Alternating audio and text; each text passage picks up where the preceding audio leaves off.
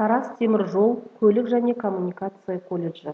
Қазақ тілі мен әдебиеті пәнінің оқытушысы Айнакулова Гүлнар Болатовна. Қазақ әдебиеті пәні.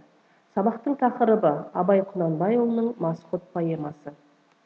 Сабақтың мақсаты әдеби шығарманың сюжеттік композициялық құрылысын талдау арқылы идеялық мазмұнын түсіну, көркем шығармадағы кейіпкерлер жүйесін жинақтау мен даралау.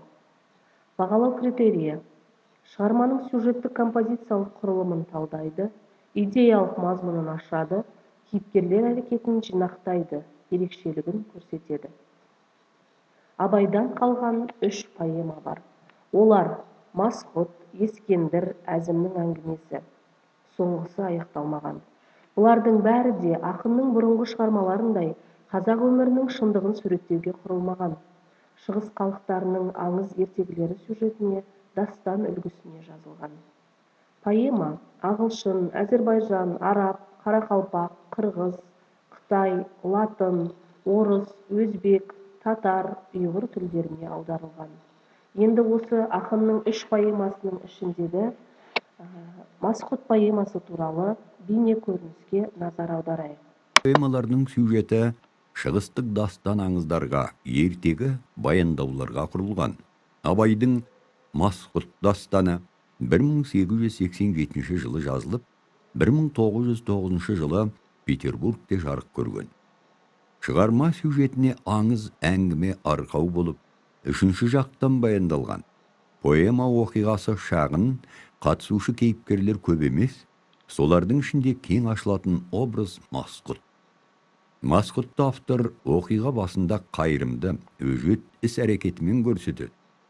Ақ, сары, қызыл жемістен өз таңдауын алған Масқұттың ақылы, парасат, пайымы танылады. Абай кейіпкерін орта дәрежедегі адам ретінде ала отырып, байлық пен ақыл туралы көзқарастары арқылы өз ортасынан ойы озық, адамгершілік сапасы жоғары жан ретінде көрсетеді. Автордың поэма арқылы айтпақ ойы кейіпкерінің ақыл мен байлық туралы пікірінен басталып, қала басына келген зобалаңда көппен бірге ушуге мәжбүр болған жағдайында айқындала түседі.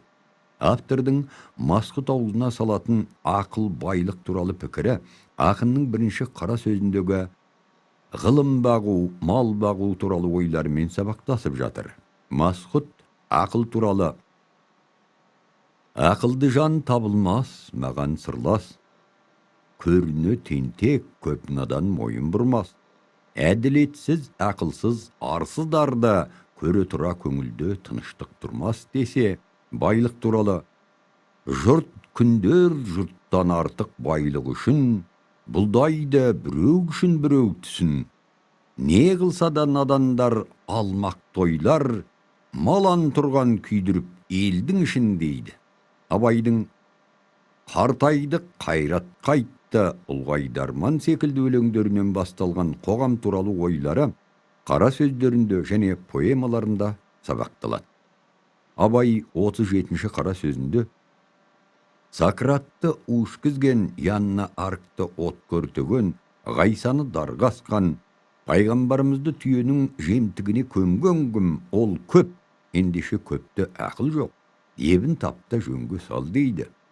Масқұт поэмасында ақын өз заманының мұңын, жақсы менен жаманды айырмас халқының жайын меңзейді. Поэмадан автордың ұстанымы да аңғарылады. Ендігіге не сұрау бұл заманда, ақыл ой ар намыс жоқ еш адамда. Өлген мола туған жер жібермейді, әйтпесе тұрмас едім осы маңда деп, соқтықпалы соқпақсы жерде өскен жайын, көп ішіндегі бір жалғыздың күйін баян етеді. Поэма 11 буынды қара өлең үлгісімен жазылған.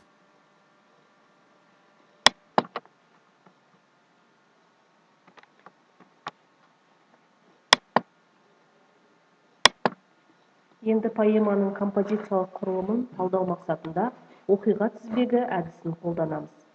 Оқиғаның басталуы Масқұттың қарияны арашалап қалуы, оқиғаның байланысуы қарияның базарлығы, оқиғаның дамуы Масқұттың қызыл жемісті таңдауы, оқиғаның шиеленісуі Қыдыр шалдың аян беруі, Оқиғаның шарықтау шегі ел басына түскен кезапат. Оқиғаның шешімі масқұт адамгершілік күрескері.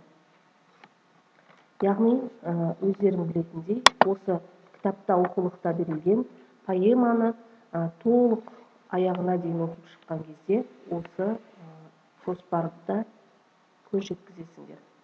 Ағын жесең, ақылың жаннан асар, сары жесең, дәулетің судай тасар. Егер қызыл жеміс алып жесең, ұрғашыда жан болмас сенен қашар дейді шал. Масқұт ақылды да, байлықты да таңдамайды. Ол қызыл жемісті таңдайды. Яғни, осы поэмадағы негізгі басты кейіпкеріміз масқұт. Сабағымыздың мақсаты поэма кейіпкерлеріне талдау жасау, бейнесін ашу болатын. Осы поэмадағы негізгі басты кейіпкер масқұттың бейнесін концептуалдық кесте әдісі арқылы ашайық. Яғни, бірінші, кейіпкердің өмірге қызығушылығына талдау жасайсыздар. Екінші, масқұттың іс-әрекетін даралайсыздар.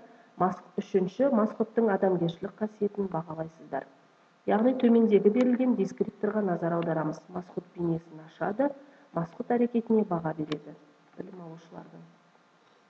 Енді оқулықтағы берілген сөз қоржынындағы жаңа сөздерге назар аударайық. Бұл жерде арашашы сөзі қысылғанда көмекке келетін, қол ұшын беретін, жақтасатын, сөзін сөйлейтін жан мағынасында қолданылған. Топа торсаң, қалай болса солай, тектен тек. Қыдыр, діни сөз. Ел аралап жүретін адам бейнелі әулие, адамға бақыт беруші, яғни мифтік бейне. Халифа, көнерген сөз, орта ғасырларда мұсылман дініндегі ел басқарып отырған мемлекет билеушісінің құрметті атағы, лауазымы. Бұл сөздерді дәптерлеріңізге түсіріп алыңыздар. Енді сабақты қорытындылау ретінде, үй тапсырмасы ретінде кері байланыс жасаймыз. Өздеріңіз поэмадан оқып түсінгендеріңізді, ойларыңызды таразылап, ой сүзгіге түсіріп, мынау бағыт бойынша жұмыс жасайсыздар. Яғни, осы берілген жүйе бойынша кері байланыс жасаймыз. Бірінші, ұстаным. Шығарманы оқығаннан кейін менде қалыптасқан ұстаным. Екінші, талдау. Мәселені былай талдадым. Үшінші, салыстыру. Келесідей салыстыру жүргіздім. Төртінші, бағалау. Шығарманың құндылығына осылай баға бердім. Бесінші, қорытынды. Мынадай қорытындыға келдім. Міне осы 5 жүйе бойынша өз ойымызды жазбаша жеткіземіз. Тегінде адам баласы адам баласынан ақыл, ғылым, ар, мінез деген нәрселермен озбақ деген Хакім Абайдың сөзіне бұл поэма дәлме-дәл дәйекті ғибрат мысал болады.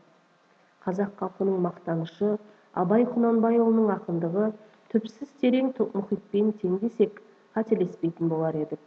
Ғажайып суреткер, нәзік лирик, көркемсөз шебер, ең алдымен ойшыл ақынның шығармалары мәңгілік бізбен бірге. Назарларыңа рахмет. Сабағымыз аяқталды.